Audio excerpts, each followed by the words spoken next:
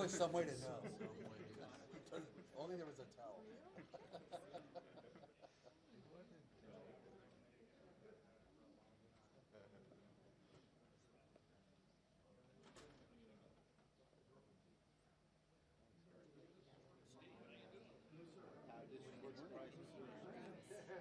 You have a good weekend?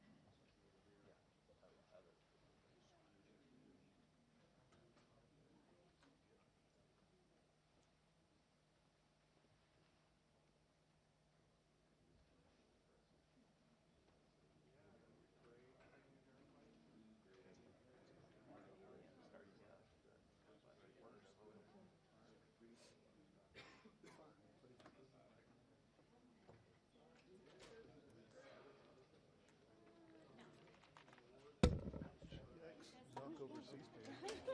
Camera right there. Making it spicy this morning. Viewers watching on TV. Yeah. And you know what they would do? Probably, yeah. I'm gonna go with it.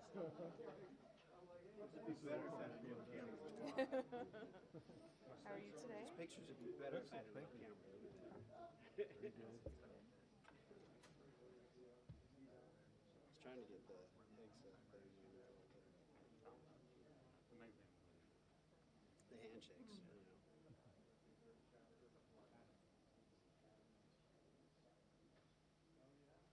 I take pictures seriously. You haven't seen my pictures, actually, have you? Government trained. Yeah, that's part of the anti-shake training, actually. It's a very large part of the anti-shake training. Yeah, they do. You get all kinds of photography. That's why whenever she's walking around, I'm always trying to see what her settings on her camera is. Seeing if she's cheating and just has it on automatic or she's actually doing it right. Any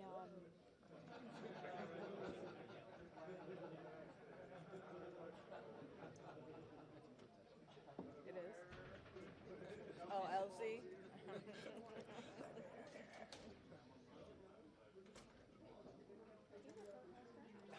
Knock, knock, knock. What's that thing still off? There was a guy, but he didn't put his It might be live now. You woke up.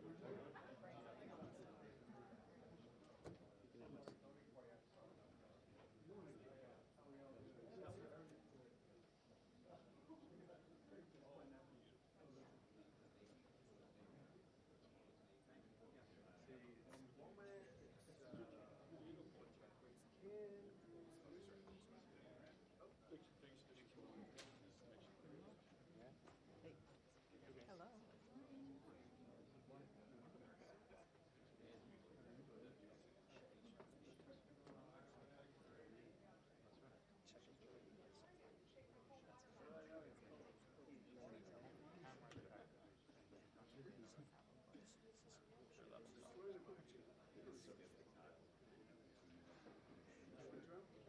big movement through the partial satisfaction.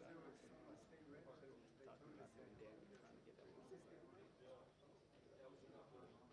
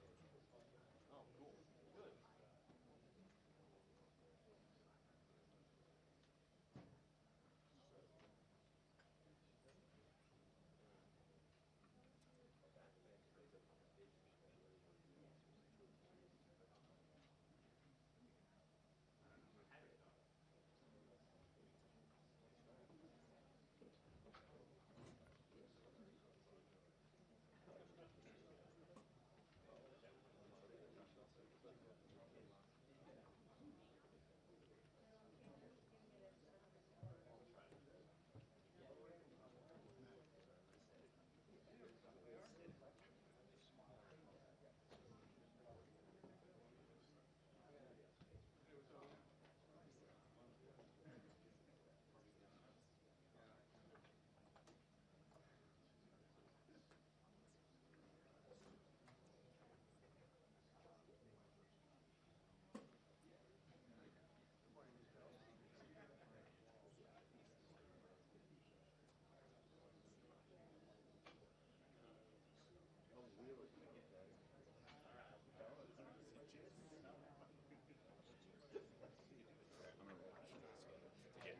To get packages for Kyle.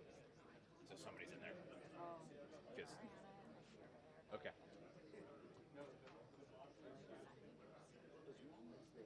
I don't know. I don't know what I'm doing here. It's this thing too much, so I'll make sure Keaton's taken care of. He's out in the hallway. He's waiting out in the hallway in case anybody needs anything, so you should stay there.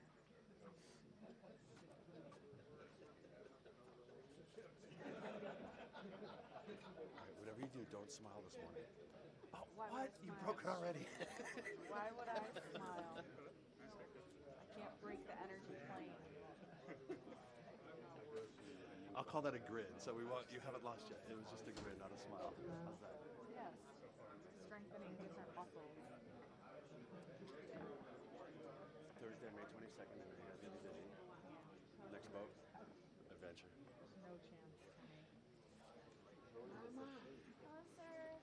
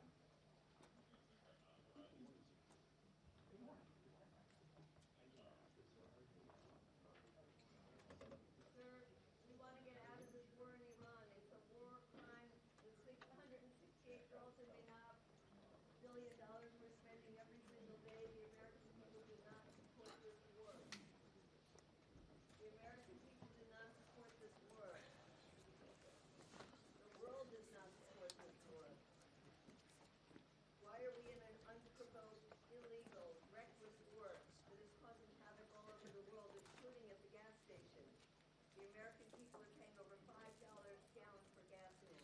We do not support this war.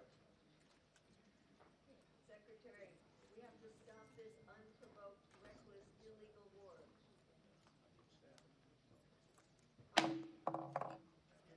Defense Subcommittee will come to order.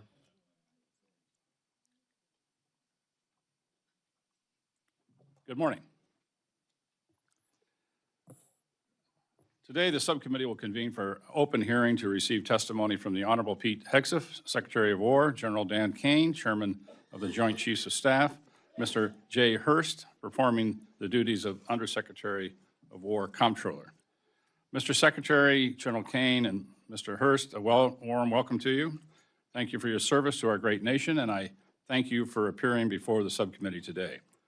I want to first acknowledge the extraordinary demands we place on all our volunteer force and the military families who bear the weight of service alongside their loved ones. Quality of life and care for our service members and their families are central to our mission to continue to ensure the finest fighting force in human history. We owe everything to their sacrifice and send our thanks that they have answered the call to serve. This hearing addresses issues that are deeply interconnected and collectively define the national security challenge of our time. Let me begin with the budget. We want to be good partners with the department to ensure that our men and women in uniform have every resource they need. But I have serious concerns about how this bifurcated budget splits discretionary and mandatory funding and on some of our highest priority programs. We have significant gaps in needs for our warfighters that we had to address in the FY26 appropriations process because of the way mandatory was requested and enacted.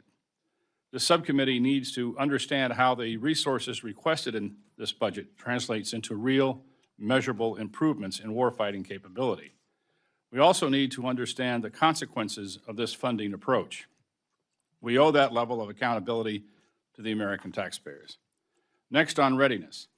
The picture demands our honest attention. Across the multiple domains, including munitions, shipbuilding, innovation, and aviation, questions persist about whether we are building the depth and reliance required for a high-end conflict. We have made progress in some areas. I want to acknowledge the Department's efforts to address these questions. However, progress is not the same as capability in delivering, and capability delivery is what we need at this moment demands. Finally, that brings me to the threat environment we currently face. The world has grown more dangerous, more complex, and more interconnected in its risks. China is modernizing its military at a pace and scale that is alarming. Russia continues to wage a brutal war of aggression, and while Iran and their proxies have been dealt a severe blow, they remain a threat. Threats to Taiwan, Ukraine, NATO, Israel, our partners in the Gulf, and our allies across the globe are not abstract concerns. They are tests of America's credibility and resolve. This subcommittee believes deeply in the power of deterrence, but deterrence must be credible and credibility must be funded.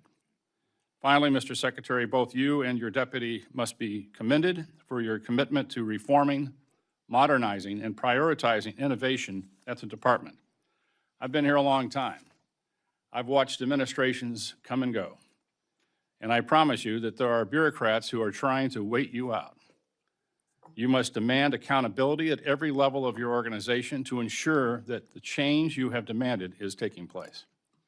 Your call to move more quickly, inject competition, allow new entrants to participate requires rigorous and persistent oversight. Otherwise, the forces in the Pentagon will simply snap back to the status quo, which does not serve our warfighters or the United States taxpayer. Again, thank you for being here. The members of this subcommittee take our oversight responsibilities seriously, and we believe the American people deserve straight answers on these consequential questions. I look forward to an honest conversation on how we are matching resources to priorities and honoring our commitments to meet the moment. Now I recognize the distinguished ranking member, Mrs. McCollum, for her opening remarks. Thank you, Mr. Chairman.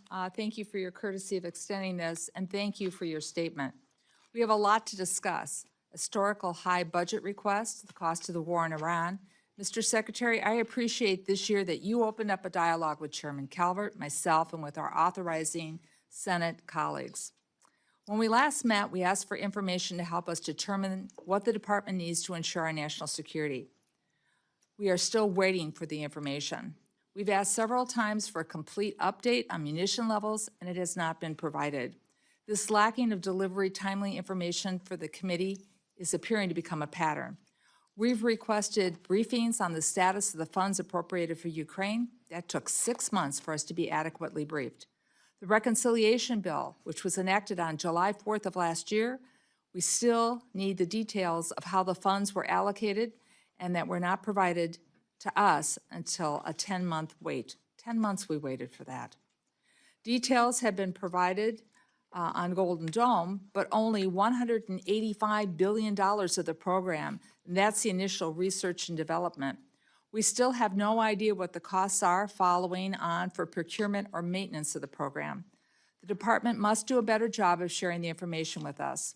With respect to the war in Iran, Mr. Secretary, I saw your comments in the Armed Services Committee. It was disappointing that you referred to members of both parties as defeatists. I know you won't bring personalities into this at this hearing, and I will not questionize your patriotism, nor will you question mine. But the cost of this war continues to rise as forces remain in the region. The Appropriations Committee has a fiduciary responsibility to the American people, so we will ask serious questions that need to be answered, and that's our constitutional duty. Chairman Calvert and I have asked for a breakout of funding needs for Operation Epic Fury. We need to know the impact of what it's having on the services executing missions beyond the war. The department notified us that the standard fuel price for the services has increased from $154 to $195 a barrel. That's more we have to pay for fuel, then there's less money available for training and exercise that the services need to perform. And the department does not have enough general transport authority to cover these activities without a supplemental. We must understand the department, what it will do if a supplemental is not sent to the Hill or enacted. Now for the 2027 request. The baseline budget of the Department of Defense requests over $200 million over last year's enacted level. When combined with the mandatory funding for defense requests throughout reconciliation, that's an increase of $400 billion, and that includes military construction. Together, that's nearly 44% increase in defense spending over last year. And the President proposes a domestic investment cut of $75 billion, or 10%. These cuts will have an impact on our national security in many ways, particularly cuts to education. The primary concern of the defense budget is that the administration split between discretionary funding and the appropriations control, mandatory funding that we do not control. Mr. Secretary, the administration is taking an enormous risk by asking for $350 billion in priorities through reconciliation. As we told you in our last meeting, reconciliation is not the best way to fund the department. Last year, reconciliation created broken glass, funding holes for vital programs that the appropriators had to fix, and that's why we need the information in a timely fashion. Most of your mandatory funding requests are for what you call presidential priorities: Golden Dome, drone dominance, munitions, the defense industrial base. What the administration submitted to us for these programs was a 28-page document, and that's not enough to properly explain $350 billion in funding. These programs will not be completed in one fiscal year, and they will have tails.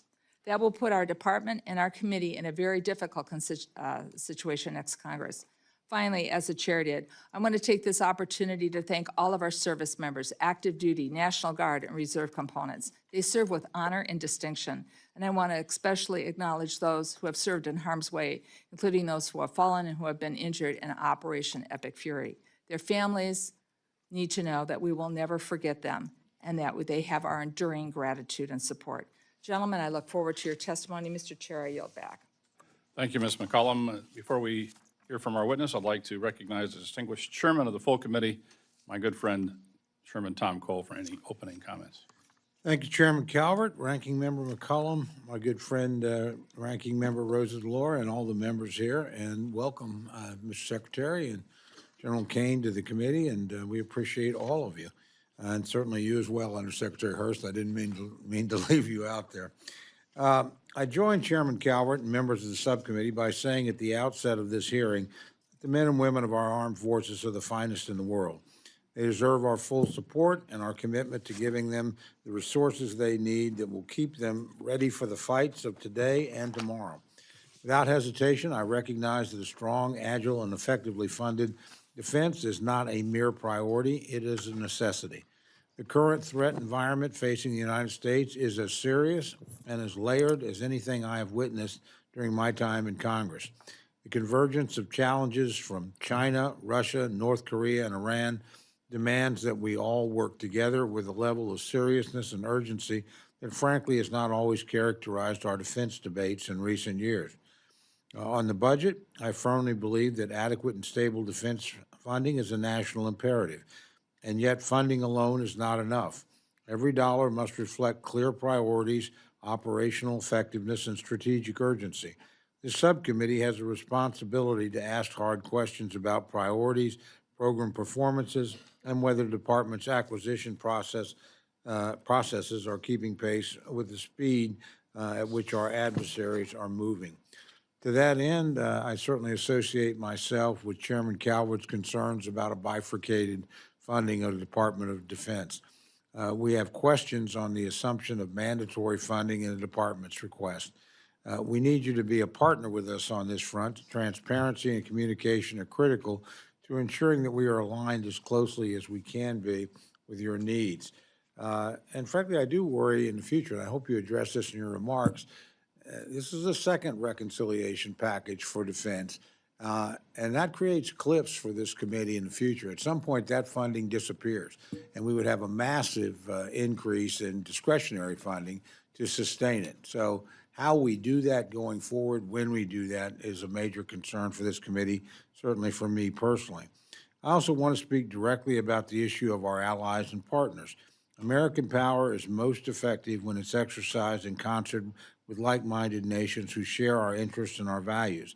As we look back on 250 years of our exceptional history, the truth of that statement is apparent over and over. From those who stood by us in our fight for independence to the shared mission against evil during World War II, tyranny falls when free nations stand together. America first has never meant America alone. American strength is not diminished when allies shoulder their share. It's multiplied, and we must continue to sharpen our strategic advantages. And I commend you for working to make sure that our partners are beginning to step forward.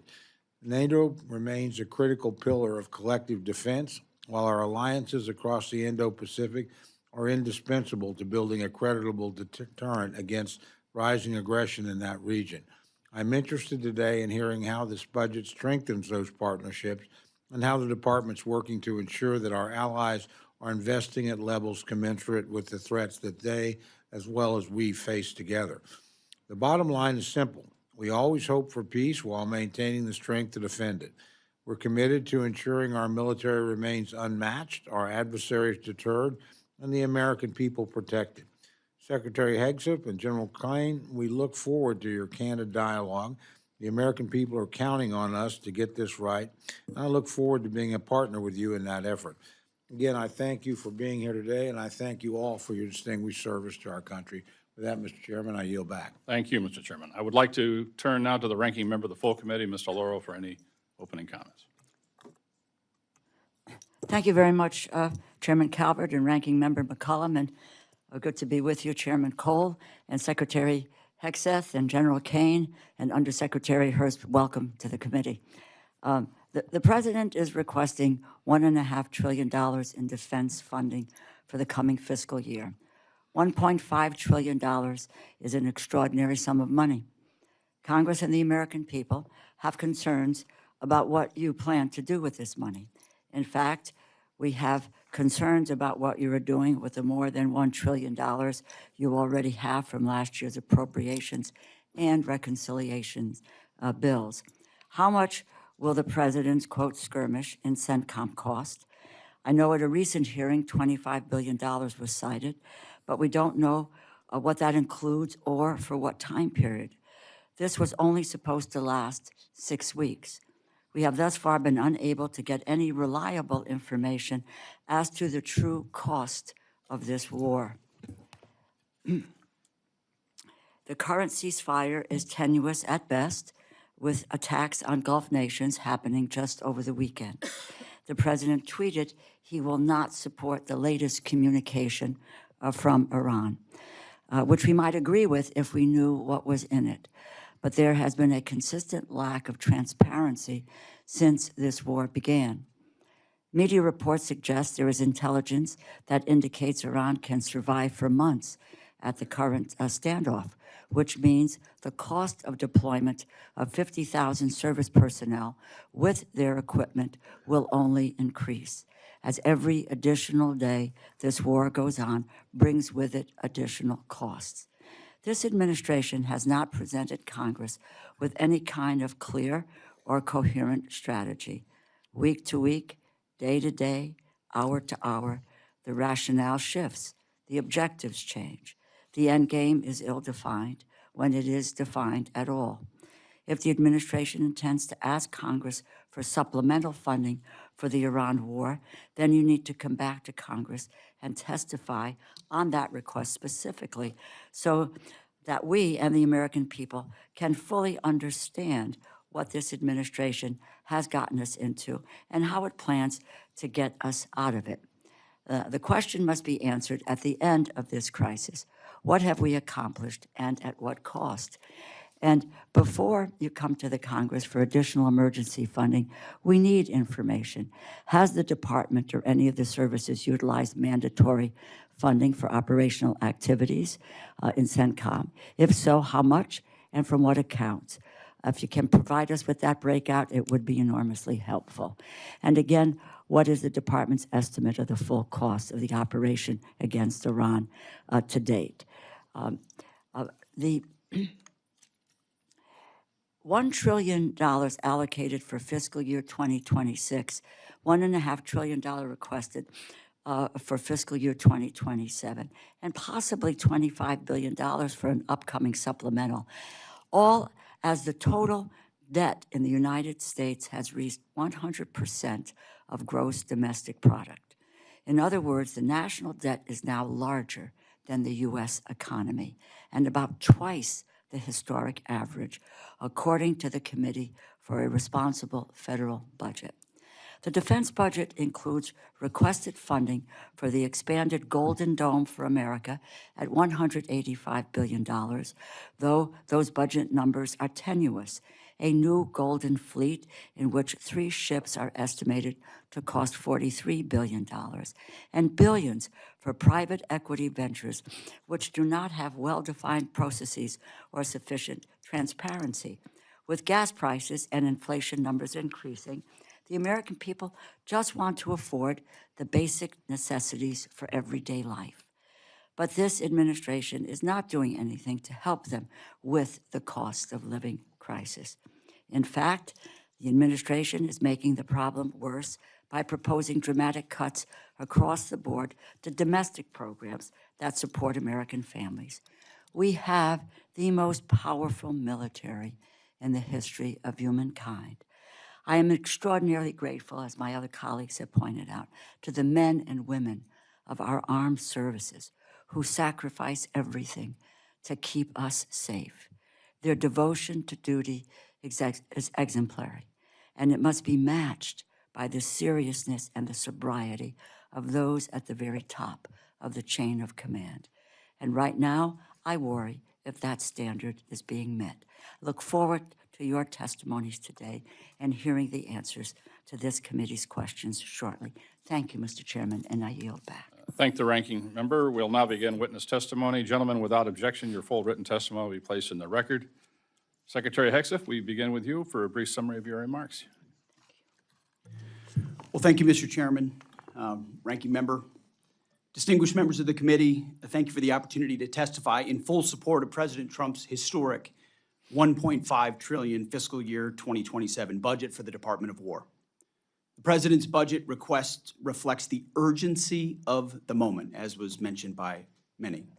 addressing both the deferment of long-standing problems as well as positioning our forces for the current and future fight.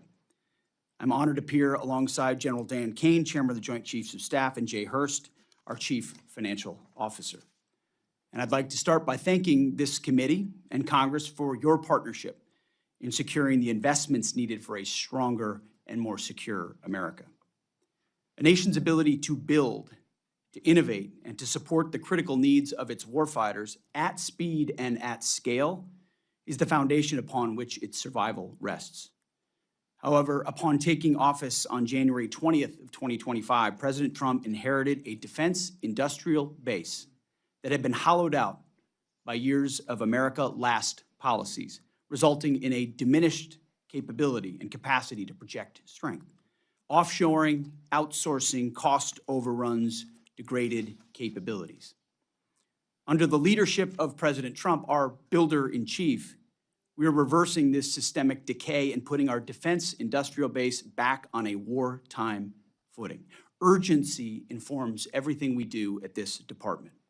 We are rebuilding a military that the American people can be proud of, one that instills nothing less than the unrelenting fear in our adversaries and confidence in our allies. We fight to win in every scenario. The $1.5 trillion budget request put forward by the President will build upon the historic $1 trillion FY26 top line and will continue to reverse the 4 years of underinvestment and mismanagement of the Biden administration. The $1.5 trillion budget will ensure the United States continues to maintain the world's most powerful and capable military as we grapple with a complex threat environment across multiple theaters. Not to mention, the budget also includes a historic troop pay increase, building on the pay increases this committee has given, and the budget eliminates all poor or failing barracks. Quality of life for our troops is front and center in this budget. By supercharging our industrial capacity and transforming how the department does business, we are restoring American commercial dominance at a pace unseen in generations, transforming the defense industrial base from the broken, slow-moving systems of the past. We have flipped the Pentagon acquisition process from a bureaucratic model to a business model, decisively moving from an acquisition environment paralyzed by bureaucratic red tape into an outcomes-driven organization focused on delivering the most for taxpayer dollars. And Mr. Chairman, you're right, it's a war of attrition against the Pentagon bureaucracy every single day, and we intend to win it. Over the past year, through historic multi-year procurement agreements, smart business deals, we have sent ambiguous demand signals to our industry partners to build more and build faster. The result has been a surge, a revitalization of our great American factories and massive reinvestment in the skilled American workers who serve as the industrial muscle behind our warriors. Let me briefly provide you with some concrete high-level metrics of what we've accomplished over the last few months. These are announced new facilities and investments to support American warfighters. The department has helped stimulate more than 250 private investment deals in 39 states, in 180 cities, in 150 different companies, worth more than $50 billion. This has resulted in 280 new and expanded facilities, more than 18 million new square feet of American manufacturing, and more than 70,000 new American jobs. These $50 billion in defense investments in new plants, assembly lines, and factories are private investments, not taxpayer dollars. By completely transforming our department's business model, American companies are investing in America with their own capital, a historic demonstration of American manufacturing and defense revitalization, all with their money, not Uncle Sam's. This has never been done before and is long overdue from a bureaucratic model to a business model. These investments equal great things for America, American families, and American workers, and help us ensure our warfighters can defend this great country. Together with the help of the policy updates and appropriations passed by Congress, President Trump's War Department has begun to turn the lights back on in manufacturing towns across this country to forge a lethal arsenal of freedom. Where our critical supply chains are threatened, the Department of War has acted decisively to inject capital, stimulate production, and prevent adversarial exploitation. We are firing up the American economic engine at every level of the defense industrial base. Every policy we pursue, every budgetary item we request serves to ensure that this department remains laser-focused on increasing lethality and survivability of our fighting force from the front lines to the factory floors. This is admittedly a historic budget. It is a fiscally responsible budget, and it is a warfighting budget. Under President Trump, we are restoring the unbreakable might of American manufacturing that we will need for generations.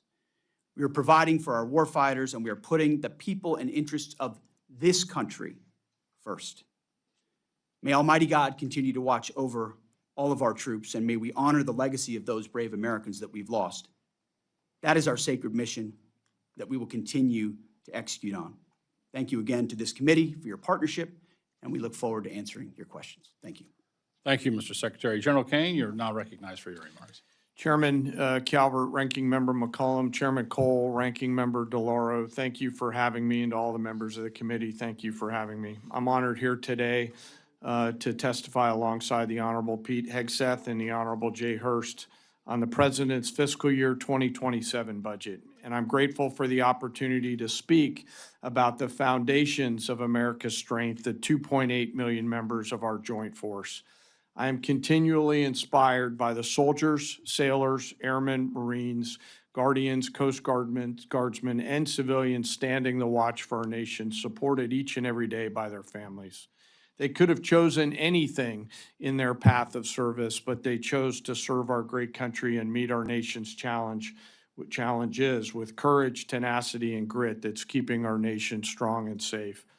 I would also like to express my deep gratitude for the 40 members of the Joint Force who we've lost in operations, combat, and training during my time as chairman, including 14 who passed during Operation Epic Fury, and our most recent loss, First Lieutenant Key, who valiantly gave his life trying to save a teammate while deployed on a temporary duty assignment in Africa, and we continue to hold hope for his teammate. The Secretary and I are deeply grateful for each of them and their families, and their names will never be forgotten. As chairman, my duty is to ensure our civilian leadership has a comprehensive range of options, military options, alongside the associated risks to make the nation's hardest and most complex decisions. I owe the President, the Secretary, and the Congress the truth at every turn, and my blueprint for this approach has always been General George C. Marshall. His firm commitment to civilian control and a nonpartisan military remains my constant standard, and I strive to follow his example by working with each of you and providing clear and candid nonpartisan military advice, and to present this committee with the clearest possible assessment of operational risk and readiness and executability within the unclassified environment that we find ourselves in today. As the chairman said, we're operating in a delicate and dangerous time. Global risk is scaling, and the complexities of the modern battlefield demand America's constant adaptation and innovation.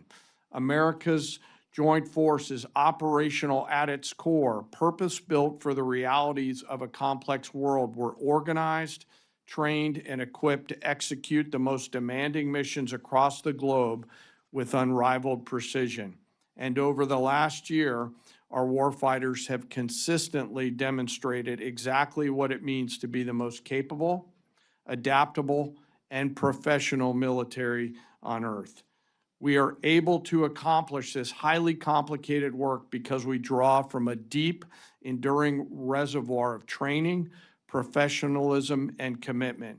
Our ops tempo is high, but we're designed to sustain it, rebuilding our strength continuously.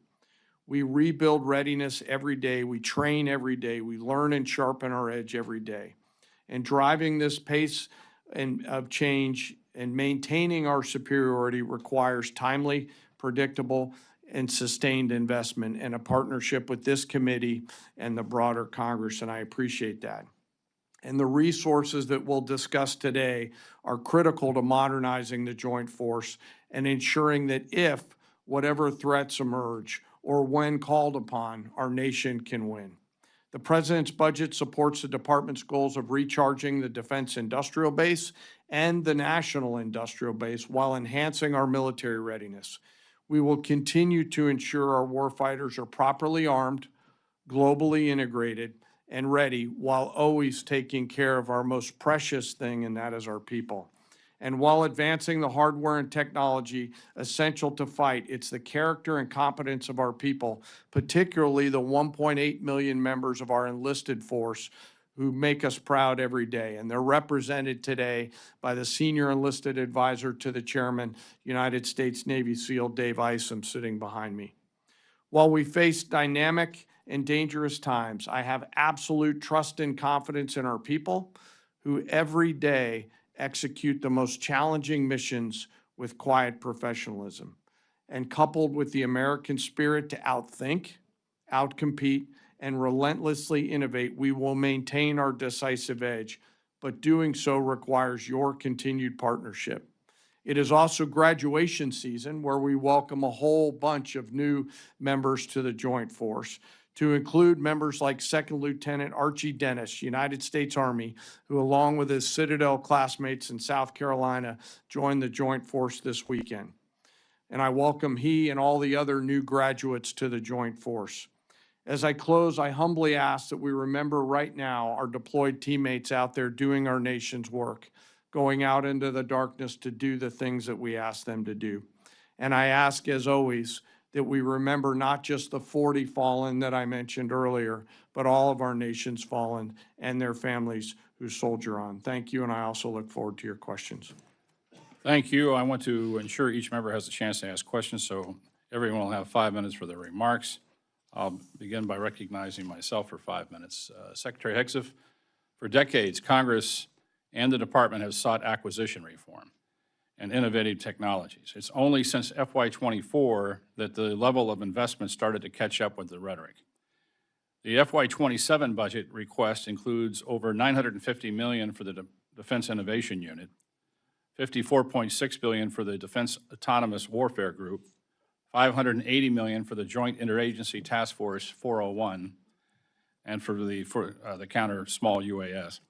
And I believe these investments will deliver overdue capability. And this subcommittee will continue to work with you to ensure success. I also note there's only $100 million for the accelerate the procurement and fielding of innovative technology. That's surprisingly low given APFIT's success. The subcommittee will continue to support APFIT as we have in the past. I invite you to join me at the APFIT Day on the Hill, July 21st, to see firsthand how APFIT is delivering capabilities to the warfighter. Consistent with the desire for injecting innovation at scale, for decades there's been increasing demand for increasing resilience in the industrial base, and more specifically, the supply chain. The FY27 budget request includes over $20.2 billion for the Office of Strategic Capital and $30.4 billion for the Defense Production Act. As you're aware, we're working closely with the industrial base policy team on the Civil Reserve Manufacturing Network to ensure the department can qualify and certify second and alternate sources to maximize American manufacturing. With exception of DIU and the Joint Interagency Task Force 401, most of the investments listed are in mandatory funding. What was the strategy to heavily rely on the mandatory funding sector in this budget? Well, thank you for the question, Mr. Chairman. And I would, first, I would thank you and this committee for your efforts on acquisition reform, many of which had not been embraced by the department before, and a lot of templates on the table that were there for us to fall in and run fast with. And so speed, scale, cutting red tape, reducing requirements where we can, looking at things like DIU, Replicator, now the dog, the Defense Autonomous Warfare Group. All of those were born of collaboration with the committee and efforts of now reformers we have in the department who are ready to run with it. As it pertains to the budget, I think there's a reality in this town of what can get done and how it gets done. And in a perfect world, everything would get done in regular order and with a $1.5 trillion top line, but there are a lot of challenges and dynamics, some of which I don't control. And ultimately, we look forward to working with the committee to ensuring however it shakes out, that it's with full transparency with you and maximizing options for the department. And I think the reconciliation last year was a new vehicle, so it took some time, especially because we're doing new things, Office of Strategic Capital, different avenues. So figuring out how to deploy that took longer than we'd like, but we're committed to ensuring this year, with that as a vehicle, part of it, that we do it in concert with you to ensure the most important things, whether they're in that or in regular order, are included in the budget.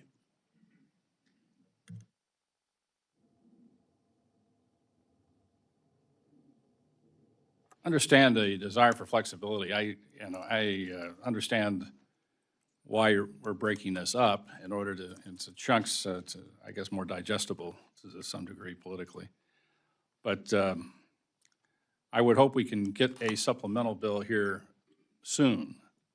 Obviously, that we know that of the munitions issue, and we know of the cost of this conflict, and we know the cost of other conflicts. And so we need to repay those O&M accounts that are going to be used, I suspect, in order to pay for this ongoing operation. So any idea when we're going to get this supplemental? We're well aware of all those dynamics. I think, first of all, the munitions issue has been foolishly and unhelpfully overstated. We know exactly what we have. We have plenty of what we need. And the reason we're accelerating a lot of this is because the department's been static in how it does this kind of business, not to mention the amount that was given to Ukraine for years and years. So we are getting after changing that dynamic so that we're not getting 100 more of something, but the companies are investing so there's new plants, so you're getting 2x, 3x, 4x of those munition in future years, because that's what we need, that's what our allies and partners through FMS require, and we just haven't been delivering it. So we're in good shape on that front. Whatever we think we need, we will submit. But I'll say, even in the conduct of the conflict, working with the chairman and Admiral Cooper, ensuring that any munitions we're using, we know what we're trading off of to preserve capabilities, so we have maximum optionality across the globe, which we do. Again, though, it would be helpful to get the supplemental sooner rather than later, for we can get to work on it. And now recognize Ms. McCollum for her question. Thank you, Mr. Chair.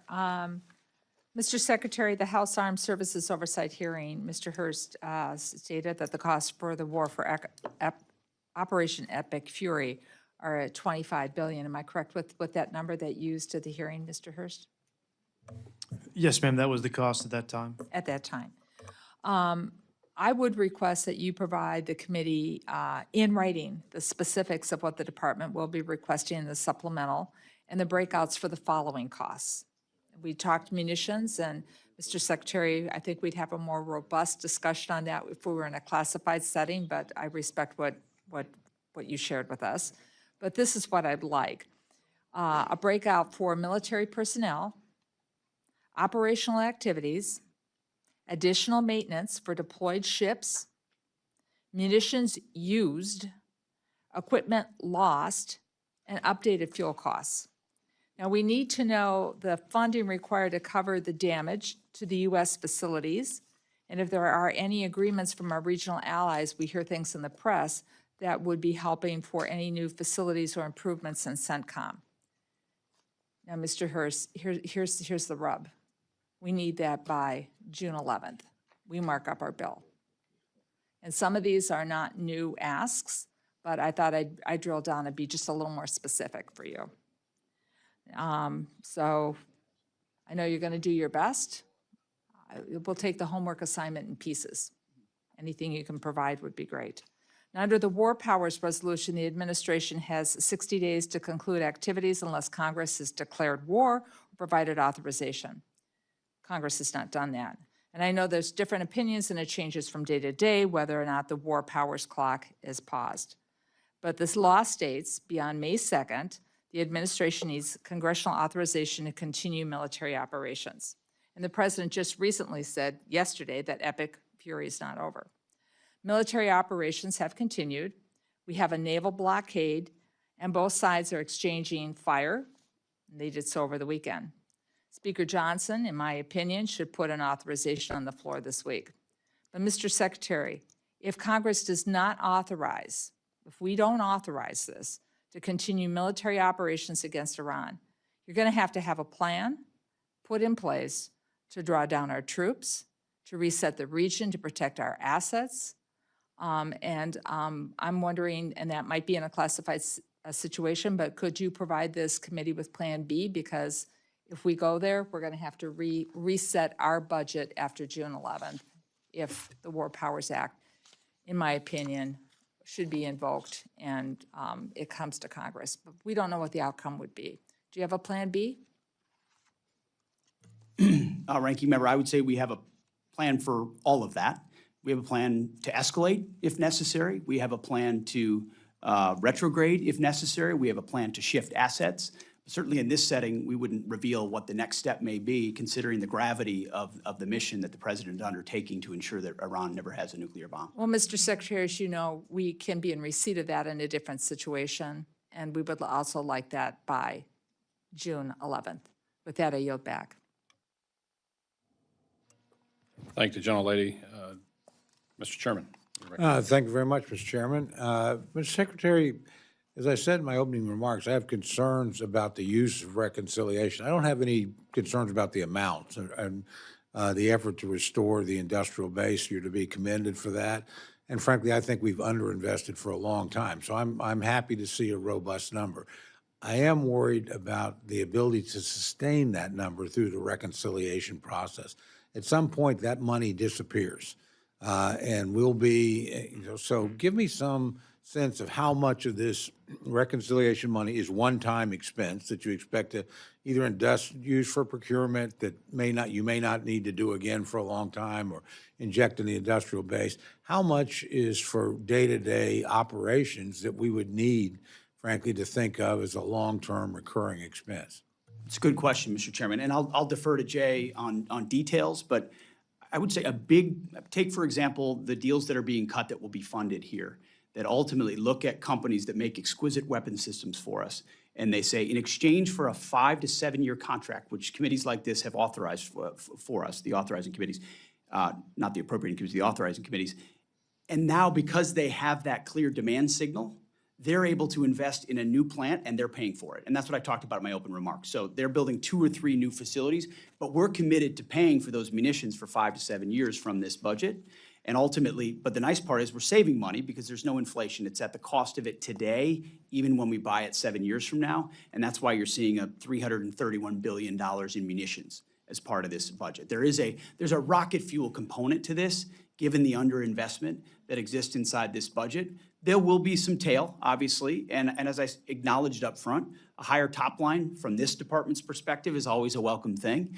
But the intention is not to get anyone stuck in a certain place, but to address the needs of the moment, cut different deals, create new dynamics where companies actually invest. So we have, this committee knows the exquisite munitions that we're going to be using 5 to 7 years from now, no matter what. It's about time we look into the future the way we are with this budget, but you have to fund that. And so I think that's a big chunk of an increase that you see. I mean, if you're investing in the shipbuilding industrial base, the defense industrial base, housing and barracks, all of that increase troop pay.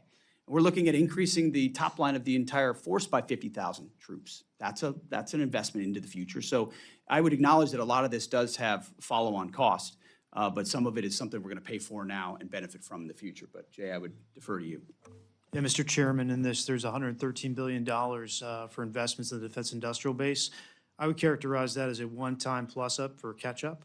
$35 billion for FSRM to fix all of our poor and failing barracks and other facilities of the department, and also some catch-up investments in AI and autonomy. And so if you look at what we're doing with mandatory, probably about $200 billion of that is a one-time expense. We come down to 1.23 for a requested top line for FY28. And so we think we can sustain these investments over the FIDAP with the discretionary dollars after this. Well, that's reassuring. And again, I don't have any disagreement with what you're trying to accomplish at all. I would remind you that, frankly, the use of reconciliation depends on political support in Congress. It can be very transitory. So it's a high-risk strategy as opposed to building things into the baseline. But again, I'm supportive of what you're trying to do in terms of recharging the industrial base. I think it's long overdue. Let me ask you a specific question, and you may want to get back to me on this, I don't know, but we've had some discussion over, we lost one E3 on the ground. Thank goodness. It looks like no crew loss. This committee's been interested in investing in the E7. The Pentagon signed a contract for 5 additional planes, not in the Air Force budget. Is there going to be a fix to that, or where are we at on thinking about the E7?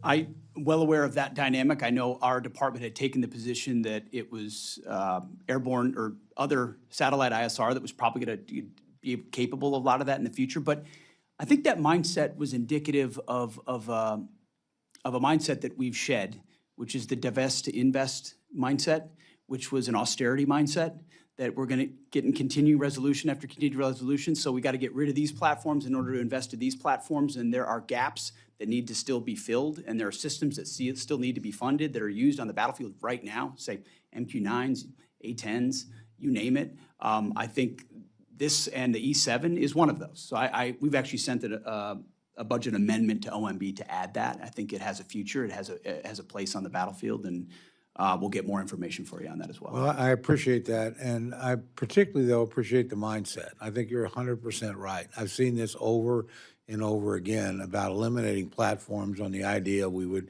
immediately use that money for new things, and quite often it just simply didn't happen. We lost the capability, but we did not move forward with the investment that we needed. So, again, thank you for rethinking that.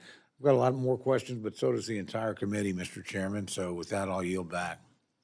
I just want to make one quick comment when you're talking about the fixing barracks and facilities. I hope we also fix the property management systems throughout the department, which is woefully needs attention. With that, I recognize the ranking member, Mr. Lauro. Thank you very much, Mr. Chairman. Mr. Secretary, the national security strategy says American national power depends on a strong industrial sector capable of meeting both peacetime and wartime production demands. And the national defense strategy directs DOD to, quote, supercharge the defense industrial base.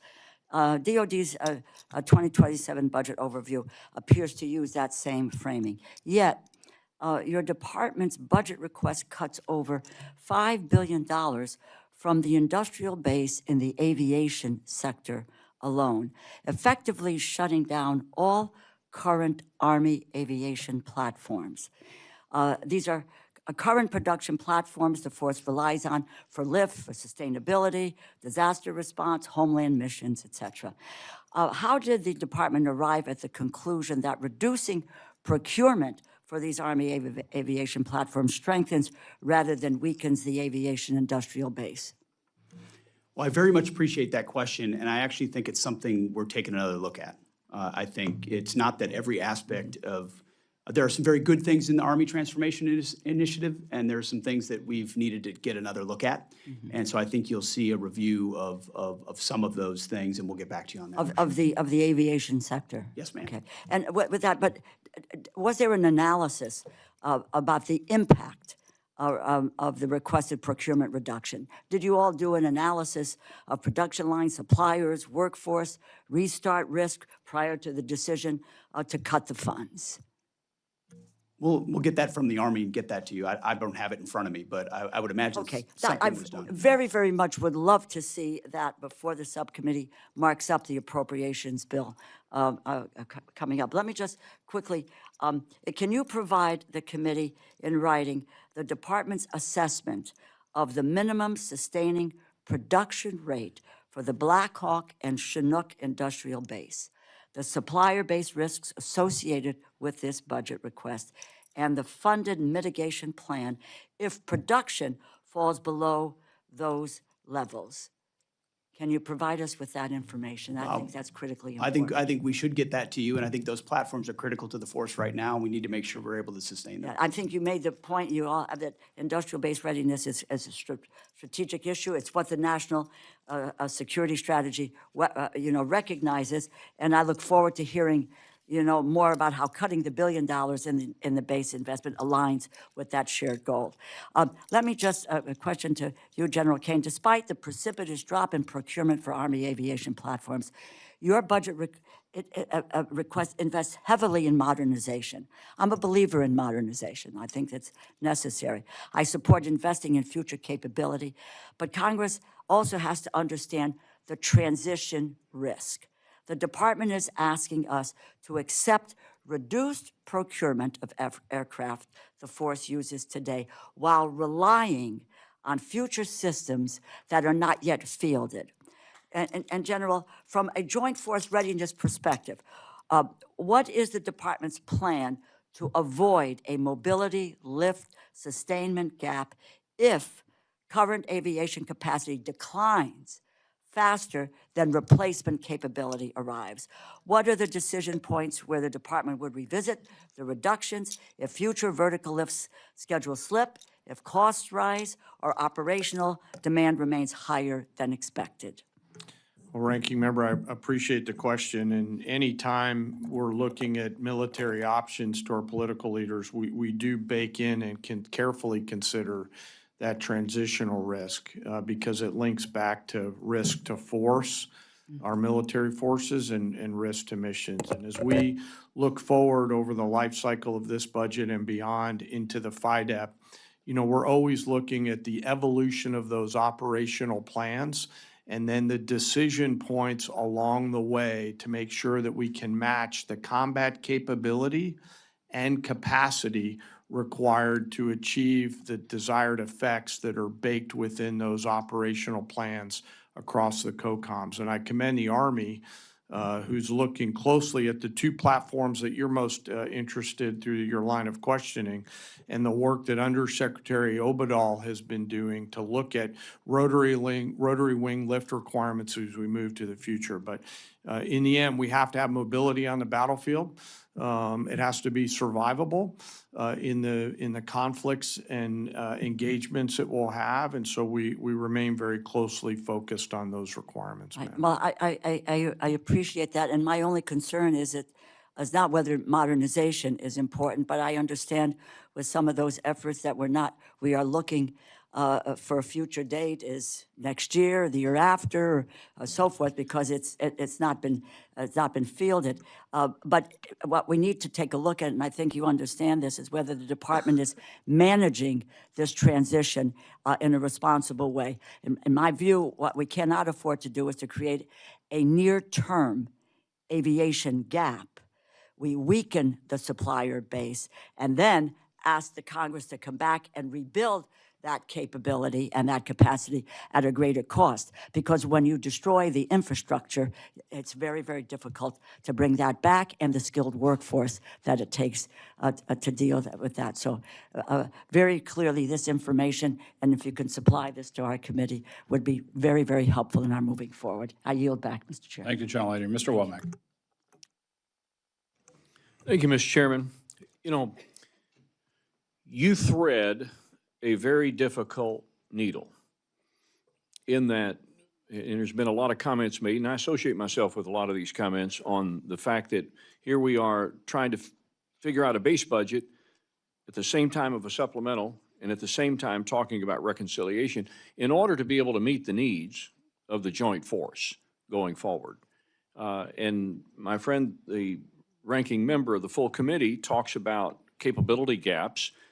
When you have to do it this way because of the lack of certainty and the political dynamics around this dais and, of course, throughout Congress, there are going to be gaps in capability. Is that correct, Mr. Secretary? I mean, we do everything we can to try to minimize that by planning what could play off against something else, but inevitably there are places where we have to make adjustments. You're right, sir. I want to get somewhat parochial here for just a minute on the subject of our reserve component, and this question would be for General Kane. Last month, 22 adjutants general, all of those who command fighter units in their state, signed a letter to Congress calling for multi-year procurement authority to buy between 72 and 100 new fighters annually. 13 of 24 fighter units lack recapitalization plans. On the Army side, all of our states suffer from a lack of reimbursement for responding to the call of their communities. Between fiscal 20 and fiscal 24, over $71 million was paid by states to the Guard, but the Guard never saw that reimbursement. As you may know, any non-federal entity reimbursing a federal entity causes the funding to go to the Treasury, and NGB never sees that reimbursement. Our Guard is paying to respond to a disaster out of O&M funds, then having to pay more to maintain it. As the primary combat reserve for our active force, the Guard continues to play an outsized role in the nation's defense. In fact, General Nordhaus recently said that our National Guardsmen are fully integrated as part of the joint force in Operation Epic Fury. So here's my point. The Guard and Reserve are being asked to do more. Epic Fury, Midnight Hammer, border security missions, domestic deployments, and the many all-hazard responses across the 54. They are as much in the fight as the regular component. So, what is the department's plan to ensure that the Guard and Reserve are recapitalized, maintained, and reimbursed at a pace consistent with their operational role in the national defense strategy? Sir, I'm assuming that question's coming to me since you're looking at me. You would be correct. Yeah, yes, sir. Thank you, sir. You know, as a member of the Guard, a proud member of the Guard, I'm mindful that every day when you mobilize the Guard, you mobilize the United States people. And they are now much more than a tactical reserve. They're a strategic reserve. The decisions on recapping the fighter community live obviously within our civilian leadership, but the requirements that they're out there getting after every day, as you alluded to, sir, are substantive and long-lasting beyond just the Title 32 force. What I'm always inspired by is the professionalism of the Guard and the reserves, who get more out of an airplane than one might think. I mean, I go out there to Andrews often and still get to fly, and my crew chiefs are master sergeants and senior master sergeants who've been on a particular airplane for a long, long time. So they'll continue to force extend that capability due to the professionalism that they have. It doesn't mean we don't have to take a hard look at recap and make sure that the fourth generation airplanes are on a pathway to fifth and sixth gen as the department continues to look at what we're solving for. Mr. Chairman, if we have another round of questions, I'll come back with another because my next question is probably not going to yield me enough time, and I'll yield back the balance. Mr. Cuellar. Thank you, Mr. Chairman, Ranking Member, Mr. Secretary, all of y'all. Thank you for, and all the men and women, thank you for your service. I want to ask you about the Western Hemisphere. I want to talk to you about Mexico and then the border. First of all, thank you for the work that y'all are doing in the Western Hemisphere. I've always said that we're looking at other parts of the world. We have to look at our own backyard, and we got to make sure that the Western Hemisphere is working with us. So thank you for that. Anything y'all want to add to the work that y'all doing there, I would ask you to talk to us a little bit about it. Mexico is the other one, very important part of us. Congressman Michael McCall and myself were down there. We pushed for the Special Operation Forces, SEAL, to do training exercises. And for the first time, we actually have military forces in Mexico, which is very unique. And again, congratulations on that. If you can tell us what they're doing, and we need to see more of that. We also have, talking about the Guard also, we have I believe the California Guard is now for the first time a partnership with Mexico. We've been pushing, I've been pushing Texas, but California got there before we did, but that's good. And talk a little bit about that. Also on the border, I want to thank you and the men and women of Joint Task Force Southern Border for the work that they're doing on the homeland. They're in my area, Laredo and other places. But I want to draw your attention to one particular threat, that is the accelerating demands. The cartels are not only watching what's happening in Ukraine, but they're learning from it. And we're hearing from credible reports about cartels looking at fiber optic drone systems. And we all know what that is. And my question is, what is the department doing to get ahead of this threat? How are you investing in the counter-UAS capabilities to defeat fiber optics drone systems? And what lessons are we learning from what's happening? You know, the procurement, the bureaucrats, without due respect, it takes a long time to get our systems over there. The cartels, they got the money. They don't have to go through a procurement system. They'll just buy the drones, and they're out manning us on the Mexican side along the border. So thank you, and if you can address that, or the chairman also. Well, thank you, Congressman. I very much appreciate your efforts in this realm for a very long time. And I think you see in the national security strategy, the national defense strategy, Western Hem and Homeland is priority number one. We may pace to the ability on the first island chain, but priority number one is here. And you've seen it through America's Counter Cartel Coalition and getting after the designated terrorist organizations that are trafficking drugs and humans into the United States, something you've been talking a lot about. And that's the beginning of our defense in depth. It starts down there where they produce and where they move.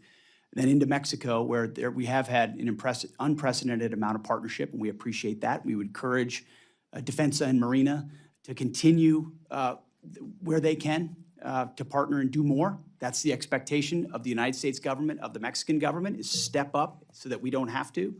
And then sealing that southwest border is the defense of the American people. It's the defense of the homeland. And when you talk to the troops that are down there doing that, they're proud of it.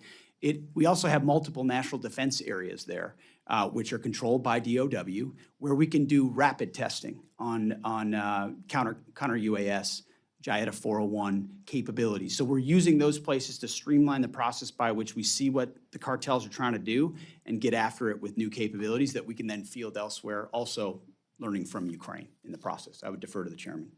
Sir, I'll just add a few things onto this. It's the Russia-Ukraine lessons learned and the application of those lessons by other actors like cartels is one we're focused a lot on. It's going to require a whole of government effort. As the Secretary mentioned, we do have Joint Interagency Task Force 401, led by an incredible Army one-star Brigadier General Matt Ross, who's focused solely in a chairman's controlled activity. So 401 reports up to me and in turn then to the Secretary to make sure that we're entrepreneurially looking at how to sense, see, detect, and defeat the range of small UAS threats. General Ross was just out in CENTCOM looking at some of the challenges that they're having over there. It'll continue to be an area of significant focus for the Joint Force, sir. Well, my time is up, but I want to ask you to continue working with Mexico. You do have unprecedented partnerships, but the more we can push them, they're allies. There's a historical sensitivity, we know why, but the more you can push them to get them to work with us, that would be great. Thank you so much for all of y'all. Thank you, gentlemen. Chairman Rogers. Thank you, Mr. Chairman. Secretary Hegseth, General Kane, Mr. Hurst, thank you for being here, and thank you, more importantly, for your service to the country. The 2026 National Defense Strategy makes clear that China is the pacing challenge. And this budget request puts real resources behind that nomenclature, including $11.7 billion for the Pacific Deterrence Initiative. My concern is that we're not just competing against China's military capability. We're competing against the speed at which China can build, replace, and influence. Where are some capability gaps when it comes to a potential conflict with the PRC? And General Kane, how will your priorities posture the joint force to close those gaps?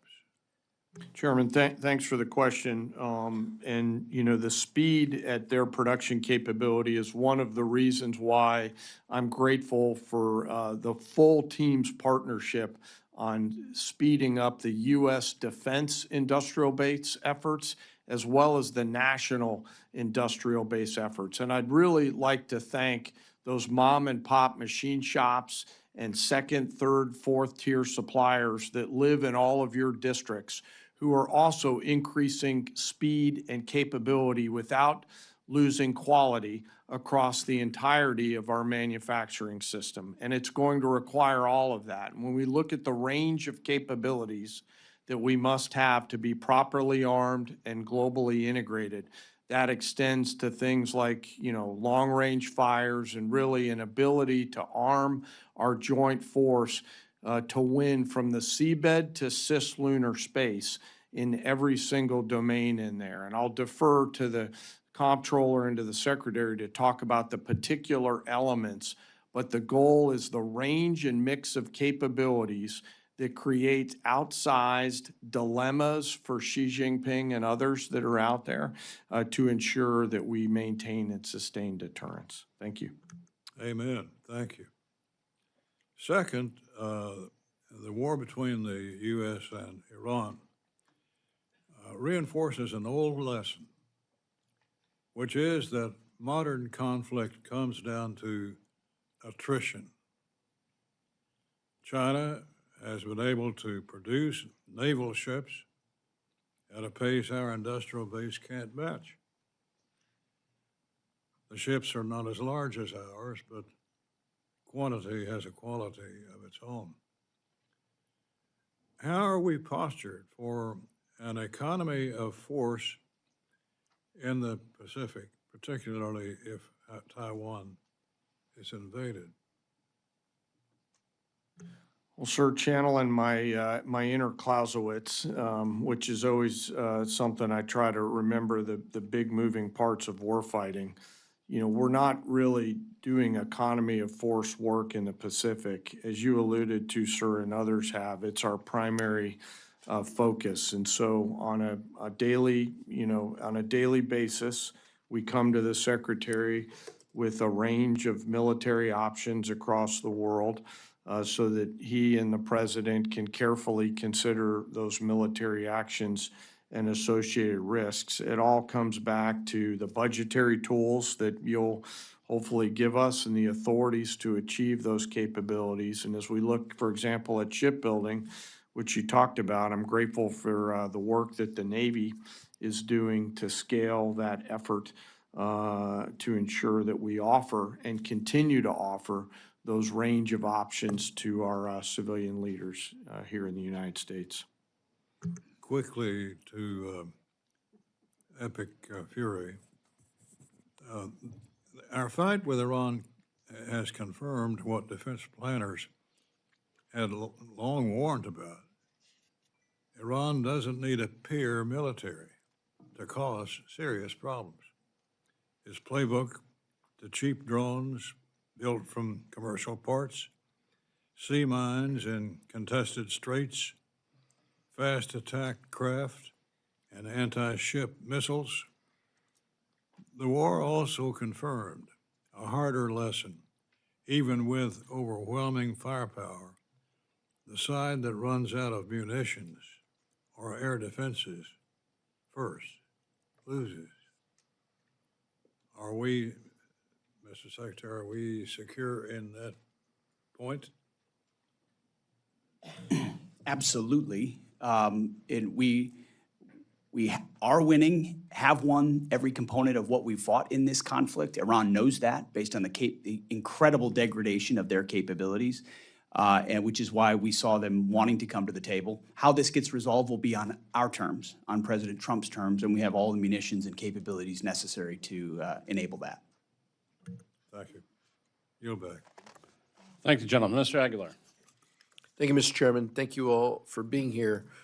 Mr. Hurst, on April 29th, as you indicated to the ranking member, you said that the Iran war had cost $25 billion in total. You reaffirmed that today. Do you have any other updated costs or projections since that testimony that you've given?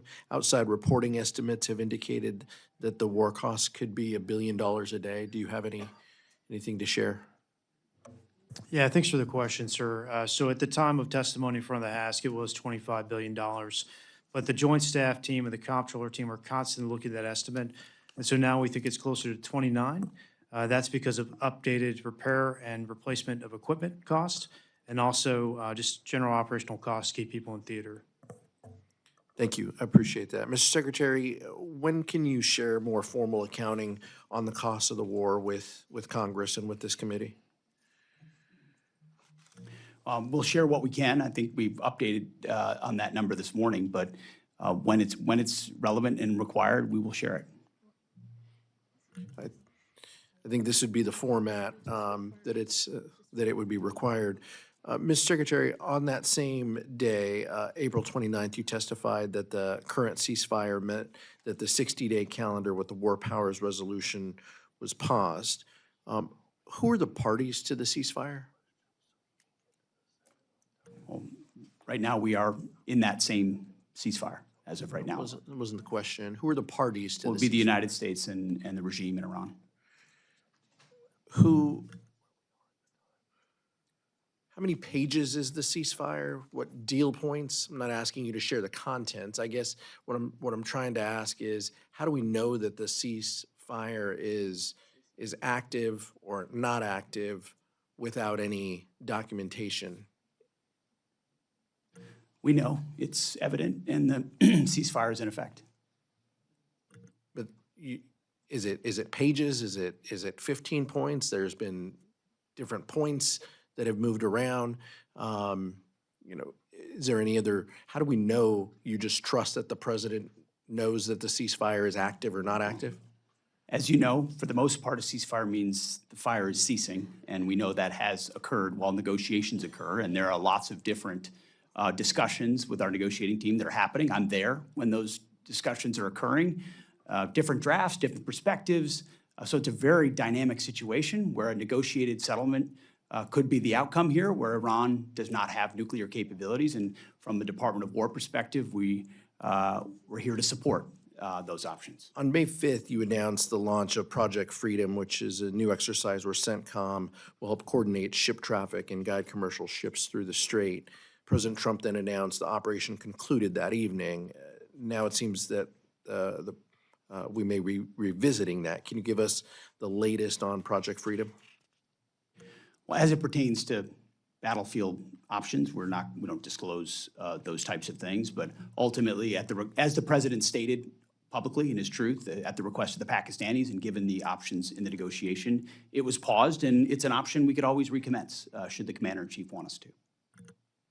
Is the theory to create more ceasefires or more projects just to evade the War Powers Act? The theory of the entire case is to prevent Iran from having a nuclear weapon. And if that has to be done kinetically and militarily, the Department of War is locked and loaded and ready to do that. If it happens through Project Freedom, where you move commerce through, if it happens through a negotiated deal, the president was very clear, even yesterday. This is actually quite simple. Iran will never have a nuclear weapon one way or another, and we're here to support as one tool of the whole of government to make that happen. General Kane, the depleted munitions have been a subject of some of the discussions that you've even heard here today. With respect to stockpiles that we have around the world, key regions like the Indo-Pacific and the Middle East, can you give us an update? What are you hearing from the combatant commands about their munitions status around the world? Well, sir, we have sufficient munitions for what we're tasked to do right now. That's what I hear from the COCOMs. What I will say is I will always want more, so I appreciate the effort of this committee and the Congress. We're always going to want more munitions. Secretary Hegseth, what are you doing to support the involved services to recap their losses? We're submitting a $1.5 trillion budget that'll remake the department and ensure that every warfighter in the future has exactly what they need, and we're never in a fair fight. And I take issue with the characterization that munitions are depleted in a public forum. That's not true. And ultimately, we have all the munitions needed to execute what we need to execute, and we're going to ensure that we supercharge that going into the future. I think you've heard differences from both sides of the aisle on that point. Yield back, Mr. Chairman. Thank you, gentlemen. Judge Carter. Thank you, Mr. Chairman, and welcome to each of you. We're glad you're here. Start off with something I'm concerned about. Mr. Secretary, my MILCON VA subcommittee is aware of living conditions of the 68W combat medic students at the Joint Base San Antonio. Frankly, they're very unacceptable and quite unlivable. As chairman of the MilCon committee, I'm deeply concerned that there appears to be no imminent path forward to fix these issues. What actions is the department taking to improve these living conditions and ensure our soldiers receive safe and dignified housing, not now and not in the years to come? Our budget cannot fix that. It's not, we don't have enough money. You got all the money. What do you think about that? First of all, let's fix that. Whatever unit that is, we want to know about it, and we're going to get a team out there right away to address it. And we've used discrete examples like that to find the gaps in why we're not getting at it on a more holistic fashion. Because we've came in on a huge deficit of maintenance on barracks and housing. This budget funds that. We're also going to pursue MilCon reform, because in too many places we're trying to build things around MilCon as opposed to using MilCon, because MilCon is so bureaucratic and slow in its process. So we look forward to working with you to fix that, not just this discrete barracks issue, but where we found them, we fixed it, and then we've energized the system through a barracks task force to flow money exactly where it needs to go. And I'm a champion of speeding up MilCon everywhere we can. And I've been out to Guam and some of those places, and we got a lot of needs out that way. I mean, and we're way beyond what our budget will sustain. But I have another question for you. I represent Fort Hood, the home of the 1st Air Cavalry Division Brigade, operating Apaches, Blackhawks, and Chinook helicopters. And I'm concerned that the FY27 budget request does not support these programs, essentially zeroing out funding across the 3 platforms, despite the Army stating that we're going to use these aircraft and they will operate for decades to come. With that, the Chinook has no replacement for heavy lift mission. Now, will the department manage aviation modernization, and how will they do that without creating readiness problems and capability gaps in the future? Because the planned future lift is not like the Chinook. Sir, I think it's a very fair point. I think it goes to the previous mindset of divest to invest. That was an austerity point of view that we inherited at our department. We've made some changes at the Army. We might have a slightly different view of the Army Transformation Initiative.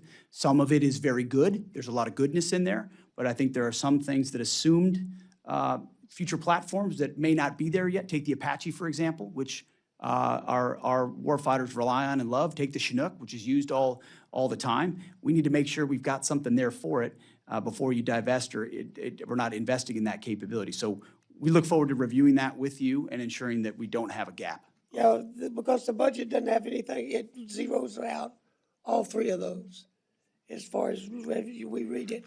Well, then I'll take another look at that with our team. Okay, thank you, Mr. Chairman.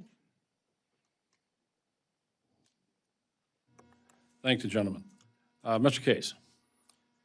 Thank you, Chair. Mr. Hurst, what is the total replacement cost of the material that we have expended in Iran to date? By the way, by material, I refer to munitions. I refer to, planes, to drones, to stuff that we keep in our stockpile. Yeah, I'll exclude military construction from this because we don't know what that's going to look like in the future, but I would say it's around $24 billion. Okay. Replacement and repair. And that's through what date? That's our current estimate. Okay.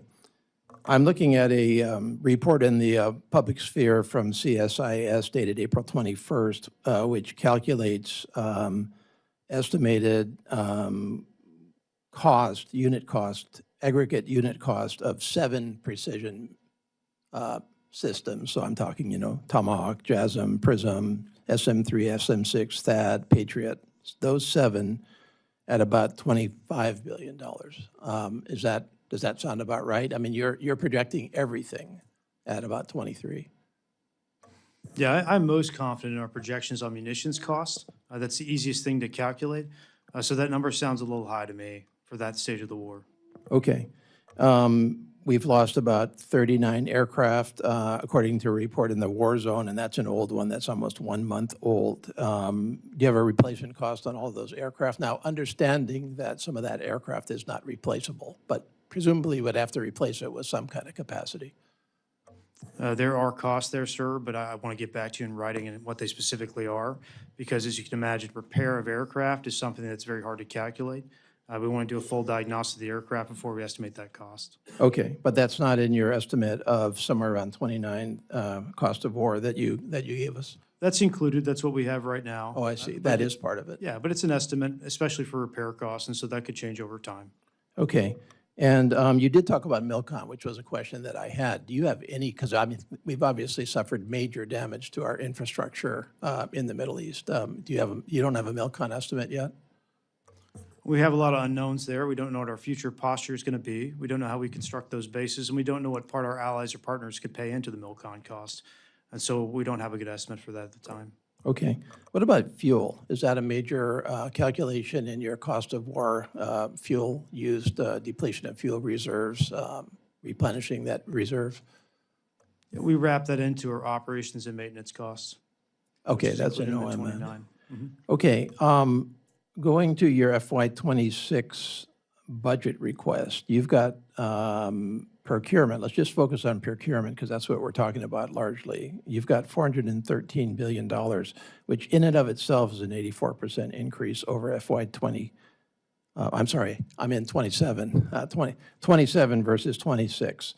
And you have 38% of that total procurement request in reconciliation. Does that reconciliation request include anything from the war in Iran? Obviously, we're buying things in the reconciliation requests that are being used in the Iran conflict, including munitions. There's over $40 billion in a munitions request and reconciliation, and so that would be part of the replacement. Okay, so what I'm trying to get at is your reconciliation request in FY27 related to Iran, or is it not related to Iran, or what? Is it all? You know how long our budget generation process is and the appropriation cycle, and so we completed this before the Iran conflict started. Exactly. Okay, so what you're coming back to us with is not the reconciliation is not about Iran. The reconciliation is about assumptions that were made before Iran. It's about making a generational investment in the joint force and building military readiness. That's what Okay. our budget request is. Okay. I'm going to get back to some of the questions that were asked earlier, which is, what is the assumption that you are making in terms of future reconciliation bills in future fiscal years? How much of this is loaded into this particular fiscal year? You had a big reconciliation last year, which was portrayed in the same light, and now you're coming back for a huge one this year. Is another one on the horizon next year then? For our budget request for 28, we expect to request that as discretionary only. And I believe the top line for that is 1.23, which will be our request that year. Okay. I yield back. Thanks, gentlemen. Mr. Diaz-Balart. Thank you, Mr. Chairman. Thank you, gentlemen, and more importantly, the folks that you lead. The federal government does a lot of important things, but nothing more important than what you all deal with. Let me get back to this hemisphere. I'm very, very grateful that the administration is finally really focused on the Western Hemisphere, and it's actually going to show. We're going to be able to show that it's saving American lives. But let me just to you, Mr. Secretary, let me throw a couple of points and see if you disagree with any of these. And let me talk about the one state sponsor of terrorism in the Western Hemisphere, which is the Cuban regime. Are you aware that they harbor terrorists and U.S. Fugitives from U.S. law? And we can just go through these really quick. Yes. All right. Yes, I am. Is it true that the Cuban regime actually shot down 2 American airplanes in international airspace, murdering Americans? I can't recall the precise year, but I believe that is the case. Is it true that that Russian spy ships and warships, including the nuclear sub Kazan, have repeatedly used Cuban ports. That is true, Congressman. Is it true that the site of the Russian Signet complex in Lourdes has once again become a hub for Russian intelligence within Cuba? Well, we've long been concerned that a foreign adversary using that kind of location that close to our shores is highly problematic, yes. And is it also true that now the Chinese also are there? I wouldn't want to reveal anything that should be classified, but we don't want foreign adversaries attempting to use that island. Well stated. Are you aware that, well, you're obviously aware that Cubans, intel people and military folks have been sent around the world because your folks confronted them in Venezuela. But are you also aware that according to Ukrainian intelligence, there are thousands of Cubans fighting for Russia in Ukraine? I was not aware of that particular fact, but I am well aware that Cubans have been around the globe, to include attempting to defend Maduro in Venezuela. So that is something they've done for a long time, yes. You're also aware, Mr. Secretary, that, well, even stated by U.S. intelligence, even during the Biden administration, the Trump administration, the previous administration, the Obama administration, that Cuba has been designated as one of the 4 most advanced espionage operations against the United States, and that they share intel with other adversaries of the United States.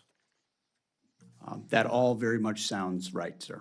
And again, we're not in a classified setting. So I'm just considering all those issues and others that we could talk about in a classified setting.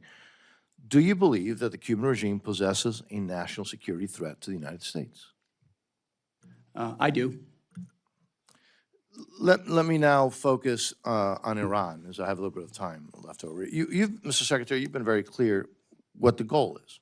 But the goal that you're saying is not the goal that just this administration has had vis-a-vis Iran. It's been the goal of multiple presidents of the United States, right? Iran cannot have a nuclear weapon. But I'd like to also ask you about Iran's offensive ballistic missiles and their offensive drones and their use of terrorism. Are those also issues that would be factors in a negotiated settlement with Iran? Because I don't have to tell you that there have been negotiations ad nauseum with Iran. The Iranians continue to cut deals, and yet they violate those deals. But it's interesting, in the nuclear deal that was cut with Iran during the Obama administration, missiles weren't even in part of that deal. As horrible as the deal was dealing with the nuclear issue, nor was terrorism. And I'm just hoping that those two issues, not only the nuclear deal, which is paramount, but offensive ballistic weapons, missiles, and we saw one that now has a capability of traveling rather far, and also their spread of terrorism. I hope that those also would be factors in any resolution to this issue in Iran, with Iran. Well, sir, we're not the negotiating team, but I can tell you we have world-class negotiators. The core of it is the nuclear weapons issue. Those other factors are always a factor. Understanding that Iran has effectively tried to use the North Korea strategy with such overwhelming capabilities conventionally that no one would dare prevent them from pursuing a nuclear weapon. And it took President Trump to have the courage to make that historic decision. And hopefully we can get that across the finish line with negotiations, which are ongoing right now. Mr. Chairman, my time is up. I yield back. Thank you, sir. Thank the gentleman. Ms. Lee. Thank you, Mr. Chairman. Secretary, Undersecretary, and General, thank you for being here. Secretary Hegseth, about 11 years ago, U.S. Air Force veteran Sergeant David Crete, who served at the Nevada Test and Training Range, realized for the first time that the health problems he'd been experiencing were not an isolated incident, but matched the health problems of many other veterans who had served alongside him at NITR. He was sitting in his backyard reconnecting with 8 of them and asked them, does anyone here have tumors? And 6 of 8 of them rose their hands and then proclaimed that even some of them had children with tumors. Dave, as it happens, had recently had a grape-sized tumor removed from his neck. 3 years ago, he came to Washington when the VA had refused to provide him the kind of benefits and coverage he had earned and which he needs from the VA because of his Department of Defense would not provide the agency with his records of his knitter service. I helped introduce a bill 2 years ago and have been fighting on his behalf ever since. What is most frustrating about this fight is not that the federal government doesn't recognize these health impacts of their service. In fact, Congress 26 years ago provided a law providing medical coverage and compensation for the Department of Energy employees who served in the very same location that Dave Crete and his colleagues had served in. Instead, their fight is against the Department of Defense red tape, which you have been committed to fighting. Thank you. You see, one of the only things standing between the toxic exposed veterans at knitter and comprehensive health coverage and benefits from the VA is documentation that the Department of Defense has that will prove that they served where they actually did. This documentation exists, and we're just waiting for the department to act. Every day that you delay in providing this information, another veteran and their family suffers unnecessarily. Last week, I had the opportunity to meet many of these veterans. 2 hours before I met them, one of them received a call from his oncologist informing him that he had multiple myeloma, an incurable blood cancer. Over the weekend, Dave was notified that 2 more of his cohort had recent deaths. The Invisible Enemy, which is an organization Dave founded, maintains a memorial list of those who worked at knitter and have passed away. When Dave testified before the House Veterans Affairs Committee roundtable 13 months ago, 462 veterans were on this list. Today, that list includes 565 names. Just 1 year of inaction has led to 103 veterans passing without the care that they received, that they earned, and their family without the benefits. This list grows by an average of 1 every 2 days. Mr. Secretary, you have the authority to provide the VA with the documents they need today to get these veterans the help they need. These veterans have been waiting far too long. Can you please commit to me that you will be able to provide that list or that information as soon as possible so that these veterans can get the care and the benefits that they have rightfully earned? Well, thank you for what you're doing for those folks, and I can certainly commit to you today that, you know, my chief's right here. We will get a review for me as soon as early as next week, and I'll get back to you on what our department's position should be on that. Okay, well, first of all, we have the information. The Department of Energy has provided these benefits to the same cohort of people who've worked alongside them. We cannot wait for another review. I'm asking for your commitment. I'm not talking about a full review. I'm just talking about a familiarization, so I understand exactly what you're talking about, wrap my arms around it, and then get you a response. It's not a situation I have all the facts on. I just want to get all the facts and understand it before I commit to something like that. All right. I just, like I said, 1 person every 2 days, 1 veteran who has served this country is dying, and their families are going without the benefits they've earned. I can't express how urgent this need is. I thank you for your immediate attention to this issue. Thanks, gentlelady. Mr. Elzey. Thank you, Mr. Chairman. Mr. Secretary, General Kane, Jay, thank you all for being here.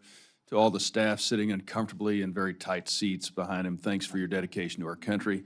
Master Chief Isom, you joined the Navy in 1987. Ronald Reagan was still president. You've been in uniform for 39 years.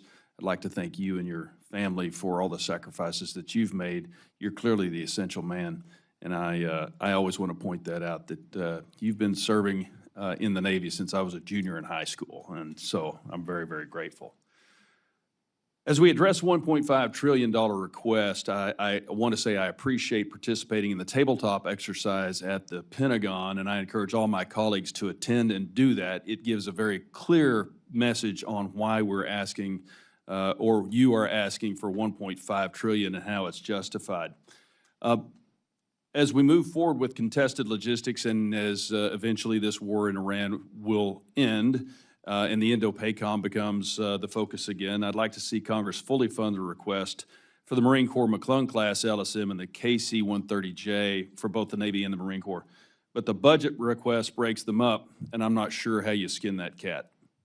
Moving to force protection and counter UAS, as we've seen in Iran, at nations that are somewhat far away from Iran, we've had a force protection and counter UAS issue as we've lost an E3 AWACS, which is worth $500 million when we bought it, but it's irreplaceable, and there are fewer of those than B-21s. I think we're seeing the reach of UASs affect us in a way that we probably didn't anticipate, and we need to continue to use new companies that are developing new technologies to go after UASs.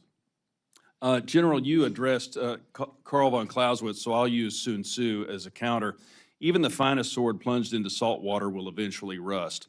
And we deployed the USS Ford in June 24th of 2025. It's going on 11 months at sea, and as one of only 2 people in the room who have been on extended deployments on ships, myself and Master Chief Isom, I just want to point out, thanks to the families who are sacrificing, this is going to harm a lot of families, and as we realize that every conflict we've been in the last year has included the Ford, and it's been essential to our operations. It also points out the need for carriers, and I don't think 11 is enough, but also recognize that downrange, that's going to affect the availability and the readiness of our force going forward.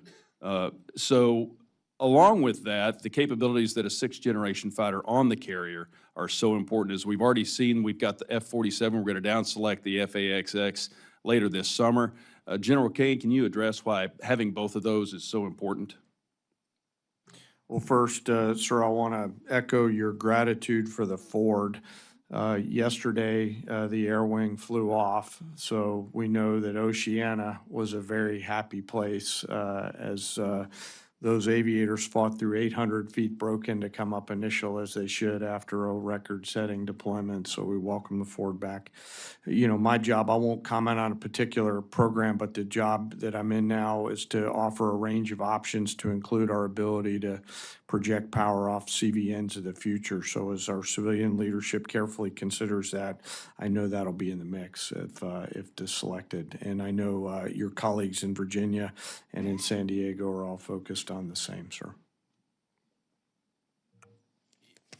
They're going to have similar capabilities, but I think as we switch to the Indo-PACOM region, that as we talk about first, second, third island chains, which for most of the American people doesn't really mean that much, but the ability to have a moving airfield in the Indo-PACOM when we know that the Chinese, our peer adversary, have a number of hypersonic weapons that are going to be aimed at fixed points, such as islands where our forces are. It's just extremely important that we recognize that that a moving aircraft carrier with unique capabilities, which obviously can't be addressed in a place like this, that can shoot from outside the range of the capabilities of our adversaries is extremely important.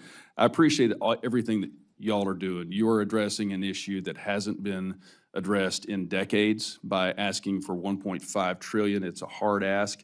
It's going to be difficult for us to sell it, but I think it's absolutely essential for the defense of the United States, including a supplemental, which even people on my side of the aisle are saying they won't support. This is merely to refurbish and replenish that which we have expended in this conflict.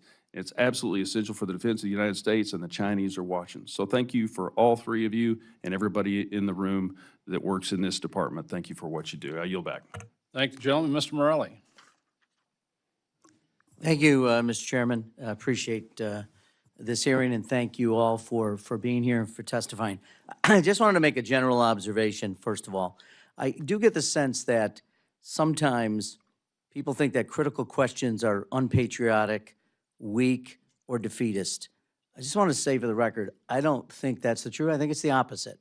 And I appreciate, General Kane, you've mentioned civilian leadership and civilian control a number of times in your testimony this morning. We're the Congress. civilian control that you have talked about begins and ends here, and that's why the founders put in Article 1 responsibility for funding and for declarations of war are with the United States Congress. So I want to just mention that because I hear it all the time, and we are not in any way, when we ask critical questions, demeaning or in any way reducing our tremendous respect for the men and women of the military, the joint forces of the United States. So I feel like that needs to be said, and I appreciate the comments that you made, General Kane, about civilian control. Second, as it relates to mandatory spending versus discretionary, I think this is really important. This committee, the Appropriations Committee and the Defense Subcommittee, is given the responsibility by the Congress and by the American people to make sure that we have an appreciation for all the dollars, taxpayer dollars, that go into defending this nation. And questions, again, ought to be here. Transparency begins here. Oversight begins here.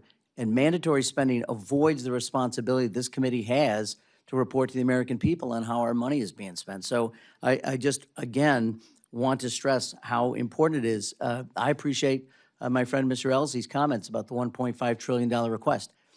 If it is so obvious to everyone and to the American people that that's the dollar amount we need, we ought not be going through this mandatory, discretionary, supplemental. Let's put it all on the table and let's make the case to the American people.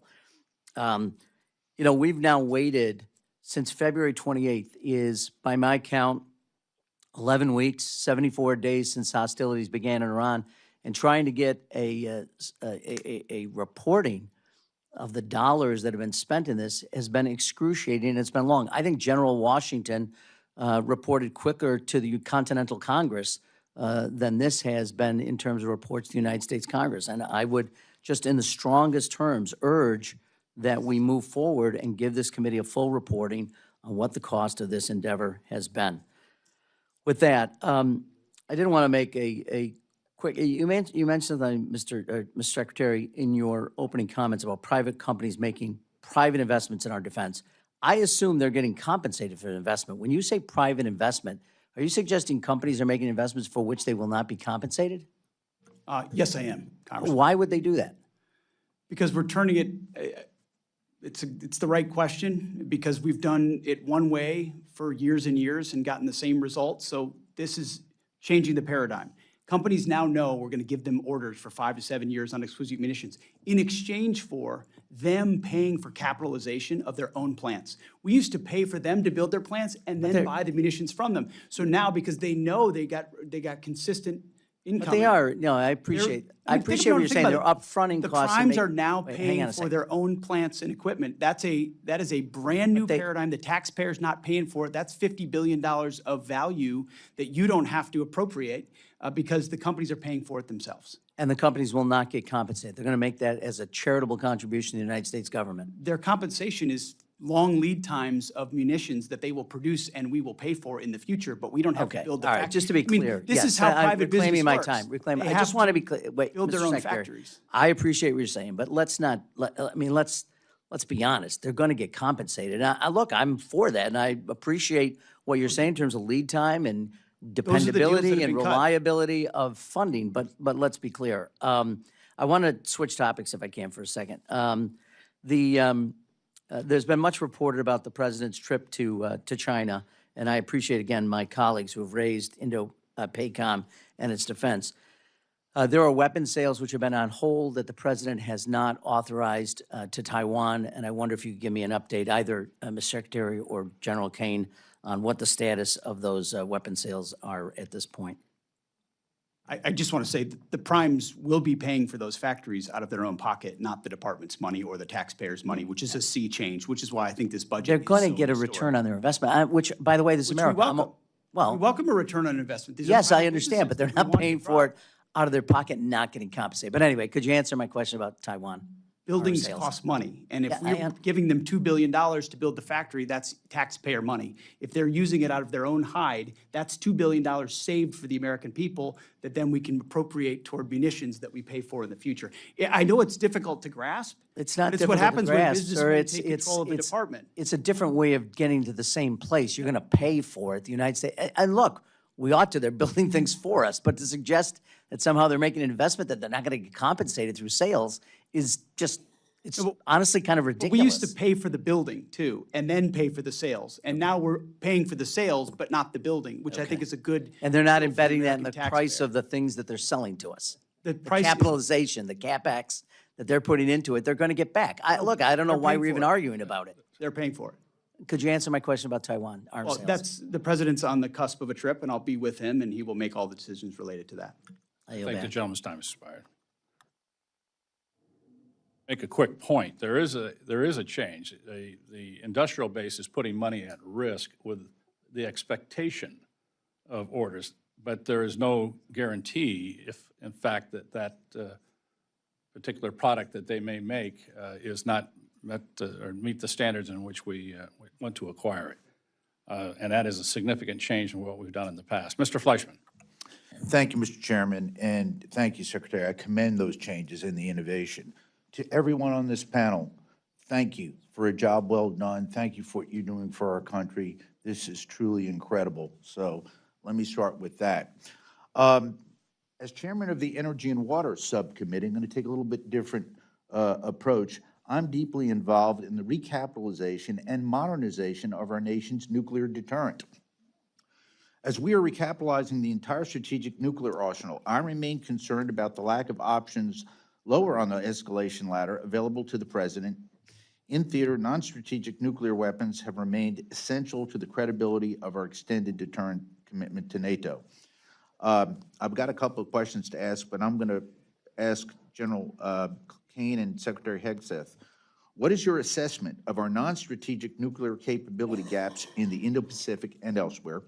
What additional tactical nuclear capabilities beyond SLICM-N should we consider that would be most useful for reassuring allies, deterring our adversaries, and providing combatant commands and usual options in the worst-case event of a conflict? We're, as you know, we're making a $2 billion investment, and you mentioned SLICM-N and in FY26, so we're investing in that. But I would say that a lot of that discussion would be classified given O plans in the Indo-Pacific. But Admiral Paparo, I would say there's no COCOM commander we have regular feedback with on what dilemmas we might need to create for an adversary than Admiral Paparo and Indo-PACOM, to include everything that would deter any level of aggression. So I think there's a lot of sensitivity on this topic that doesn't lend itself to this environment, but very much so we're looking at all options. Thank you, and I would also commend the Admiral Paparo. I mean, they're doing incredible work. Yes, sir, General?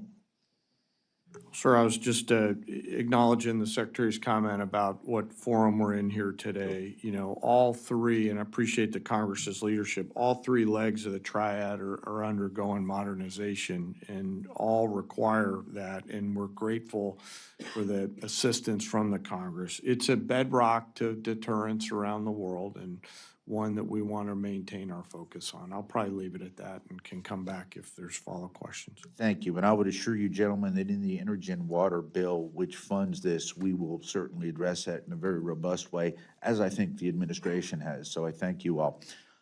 As most of you know, in that bill, I'm probably the nation's strongest proponent, supporter of nuclear power in Congress. Nuclear propulsion has long provided a great United States Navy with significant operational advantages.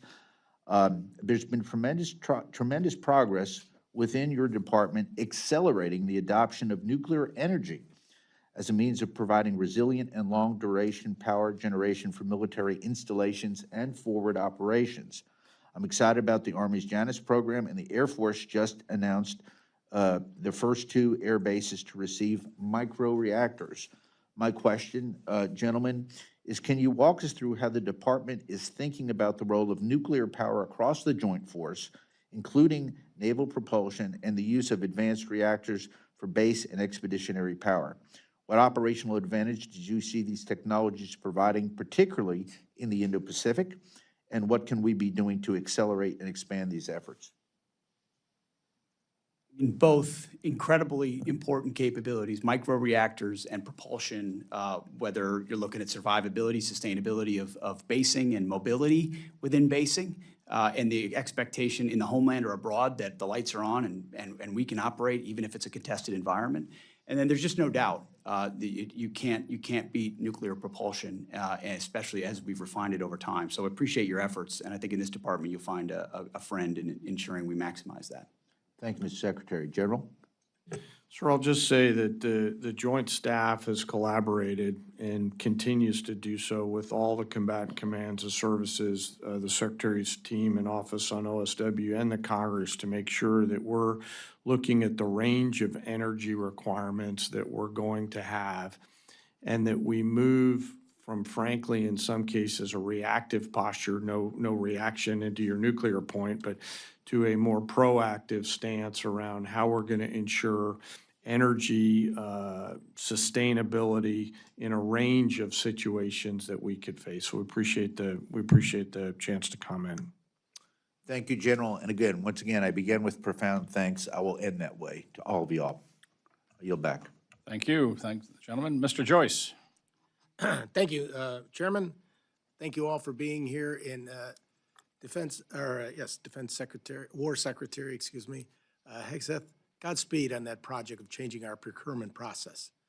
America's at its finest when capitalism and capital markets allow free competition, and you get to purchase the best of all those ideas out there. Speaking of which, in June 2025, Ukraine's Operation Spiderweb, if you're familiar with it, destroyed and damaged dozens of Russian aircraft on the ground using low-cost, covertly infiltrated drones, demonstrating military installations are vulnerable to asymmetric drone attacks at a fraction of the conventional strike costs. What steps is the department taking to protect our military bases from covert drone attacks, and do you need additional funding to safeguard those assets? Well, I appreciate the question, and it's the battlefield trend, well, one of a handful that we are most closely tracking and investing in. $54 billion in defense autonomous warfare, recognition that every aspect of how we fight will be affected by technology and techniques and tactics like that one. And every environment more contested than it's ever been, and the ability to both go on offense and defense in that environment has to be something we're not just at parity with, but ahead of adversaries to ensure that we can create the kind of advantages we're used to having. And that's our job, is to ensure that we're looking around the corner. And so this investment in this budget, I don't know what it was, Jay, in FY26, but it was a small fraction of $54 billion. And we're even looking at DOG and metamorphosizing it, whether it's a joint task force into a sub-unified command. We're elevating this so we can push it through the services and ensure that it's not just something we do in an exquisite way, but it's how we fight at every echelon through the services. And that budget number is a reflection of that. Well, you're getting attacked on a lot of fronts, Secretary Hegseth. Can I just follow up? Would that be okay? One thing that I appreciate the partnership with the Congress on is, as we evolve from the warfighting mix that we have right now, the cost of precision and the cost of range is coming down. And so as we look at this budget, we look at the mix of capabilities that we're going to have. We talk about the agility in the defense industrial base and the national industrial base, the flexibility that we as teammates are going to have to ensure that we're not buying behind the technology development curve, but we're buying in front of it, is something that we look in the joint force to partner with, obviously OSW, but also the Congress on this, as technology moves really fast. Thank you. No problem, sir. I just want to touch another angle that we're getting attacked at, unfortunately, and that's the cyber threats from adversaries like China, Russia, Iran, and criminal organizations, which continue to grow. The department's ability to defend critical networks and support their military operations depends on a strong and ready cyber workforce across all the services. At the same time, unfortunately, you're competing with the private sector, which can make recruiting and retaining qualified cyber personnel challenging. Can you give us an assessment of where the department's cyber workforce stands today and what investments Congress can make to help you make that better? Appreciate that question. $20 billion in cyber, offense and defense.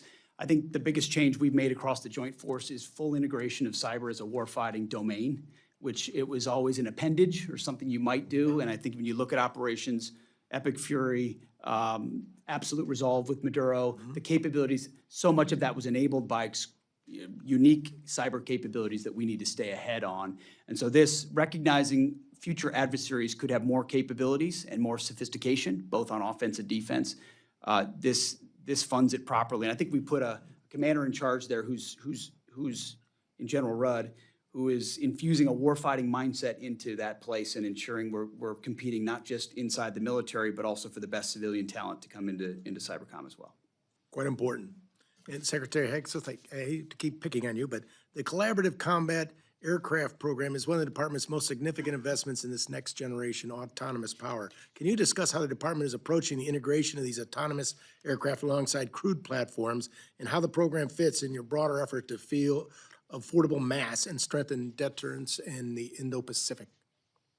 I can share some of it, but not all of it, because a lot of that is classified, but it is part of the future of how we will fight and a way in which we plan to stay far ahead of adversaries and create more dilemmas for them than I think they even imagine today.